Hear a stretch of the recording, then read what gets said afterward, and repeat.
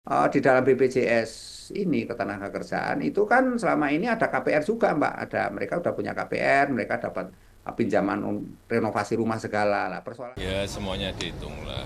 Biasa dalam kebijakan yang baru itu pasti masyarakat juga ikut berhitung, mampu atau nggak mampu, berat atau nggak berat. Seperti dulu waktu eh, BPJS di luar yang BPI yang gratis.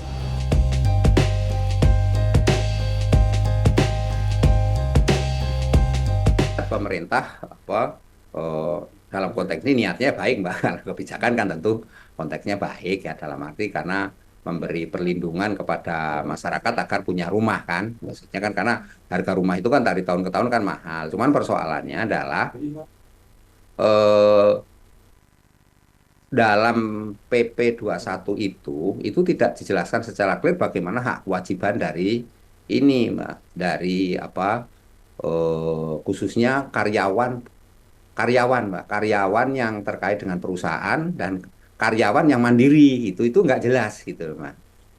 Jadi misalnya kalau kalau yang karyawan dengan perusahaan itu kan 3% kan, 3%. Taruhlah misalnya dasarnya UMP Jakarta itu 5 juta. Kalau 5 juta 3%-nya ya 150.000. 150.000 itu perusahaan berarti 0,25, 0,5 ya sekitar 25.000.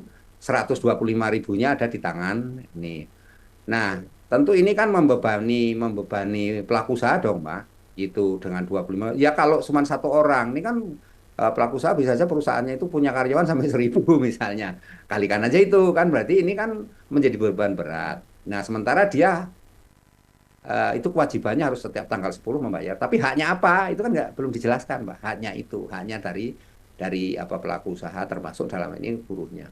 Kemudian yang kedua terkait karyawan mandiri. Ini kan rumit juga. Mandiri ini kan kategori freelance ya, freelance. Bagaimana dia harus menanggung 3%? Itu harus membayar penuh utuh 3%. Ini persoalan.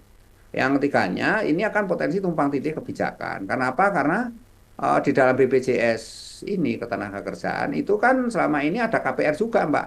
Mereka udah punya KPR, mereka dapat pinjaman renovasi rumah segala. Lah, persoalannya dengan adanya tapera PP 21 ini kan wajib sifatnya. Nah, berarti dia harus membayar double, Mbak. Kan gitu. Yang satu membayar rumah untuk kaitan dengan BPJS tenaga kerjaan, yang pinjaman itu, satu lagi terus ini dengan adanya tapera.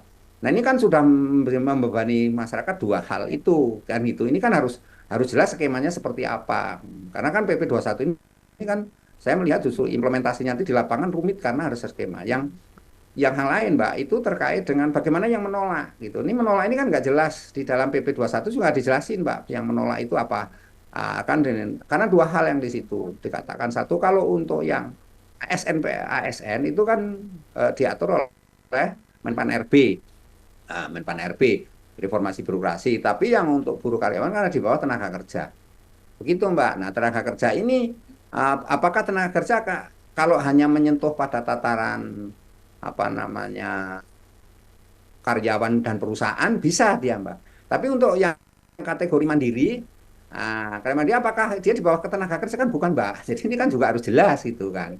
Ini menurut saya banyak hal yang menurut PP 21 ini menimbulkan ini. Yang kedua, ketiganya ya saya melihat PP 21 ini seperti dipaksakan gitu ya, dipaksakan ini kan ujuk-ujuk, Mbak, tiba-tiba elitis sekali, tiba-tiba harus diterapkan kan gitu tanpa ada sosialisasi ya, paling tidak ujung-ujungnya kan nanti harus ada edukasi ke masyarakat, dalam ini kan membangun masyarakat sadar untuk membayar tapera gitu, Mbak. Ini kan perlu butuh proses waktu, tapi kalau tiba-tiba harus diterapkan tengah ini, nah yang ketiganya saya melihat bagaimana Pak Jokowi di kepemimpinan yang tinggal berapa bulan ini, kita 5 bulan lah, injury time ini ya itu mengeluarkan satu kebijakan strategis itu, Mbak. Ini yang menurut saya harusnya kan perlu dikasih dulu gitu, perlu satu ini dulu. Apakah kemungkinan nggak membebani pemerintah berikutnya, Mbak? Saya melihat ini akan membebani pemerintah berikutnya gitu, dalam ini Pak Prabowo dan Gibran nanti, apakah akan melaksanakan itu tidak? Saya rasa ini kan akan perlu melakukan kajian juga, Mbak, untuk menentukan apakah ini, nah, karena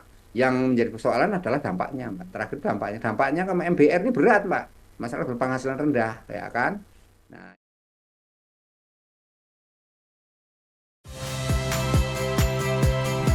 Saya Liviana Cerlisa. Saksikan program-program Kompas TV di siaran digital, pay TV, dan media streaming lainnya. Kompas TV, independen, terpercaya.